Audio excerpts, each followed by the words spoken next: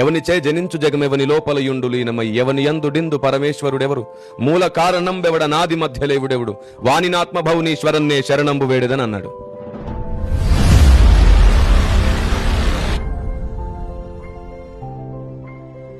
దేవుడికి 3 లక్షణాలు అన్ని మతాల వాళ్ళు చెప్పేటువంటి మన సర్వజ్ఞత్వం ఒకటి, సర్వవ్యాపకత్వం ఒకటి, సర్వశక్తిమత్వం. ఈ సర్వజ్ఞత్వాన్ని ఆమ్నీషియం అంటారు, సర్వవ్యాపకత్వాన్ని ఆమ్ని ప్రజెంట్ అంటారు, శక్తిమత్వాన్ని ఆమ్ని పోటెంట్ అంటారు. మూడింట్లో ఏ ధర్మమైనా చెబుతుంది ఆ విషయం.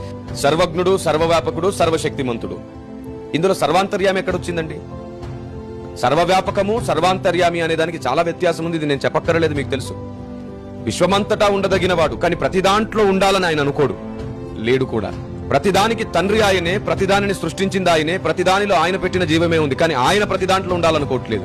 ఒకవేళ ప్రతి దాంట్లో ఆయనే ఉన్నాడు అని భావిస్తే, మీరన్నట్లు గోవునే తల్లిని, తల్లినే గోవుగా మీరు భావిస్తున్నప్పుడు, గోవులో కూడా ఆయన ఉన్నాడని భావిస్తున్న మీరు కోడిలో, గొర్రెలో, మిగతా వాటిలో కూడా ఆయన ఉన్నాడని ఎందుకు భావించరు?